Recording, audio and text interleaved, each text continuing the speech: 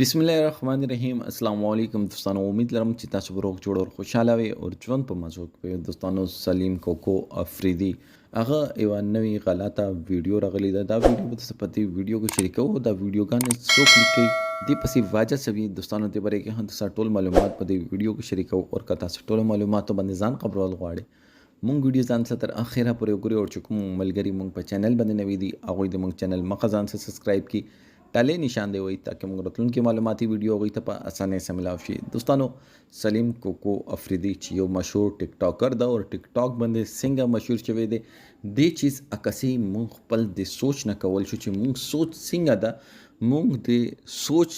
محور څه ده چې مونږ داسې خلکو ویډیوګانې ګورو چې هغوی فحاش ویډیوګانې مارکیټ ته راوځي د مارکیټ ته فحاش ویډیوګانې څوک راباسي دوی خپل راباسي دوی فیک ګندا مارکیټینګ سټریټجی دا دوی چې دا غلطي ویډیوګانې جوړي کی مارکیټ کې اپلوډ کی هغه نه بعد دوی فالوورز एकदम سیوا کېدل شروع شي نو دوستانو دا د مونږ د سوچ ګندګي دا هغه نه دوی فائدہ اخلي هغه نه دوی پیسې ګټي د نه مخکې دغه یو غلطه ویډیو راغلی و او هغه باندې دا ډیر زیات مشهور شوی او چې دغه فیم خلکو ته توجه ورکول پرېخیو نو دغه دا ویډیوګانې بیا شروع کړي او دغه دا ویډیو بیا مارکیټ کې راغله او د ټیم کې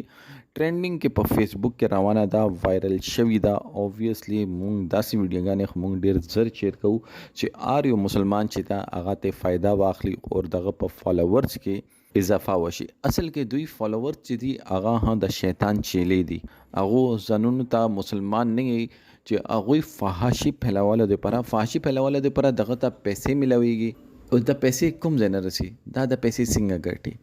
دا چې هغه دوی خلک دوی ویډیوګانې وګوري هغه ویډیوګانې بیا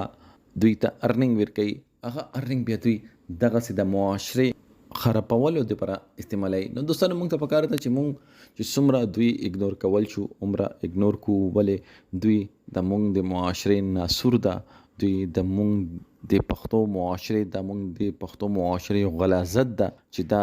نه صبرېږي اور دا هر څه مودې بعد یوه داسې ویډیو وباسي چې کوم باندې دغه ته دوباره خلک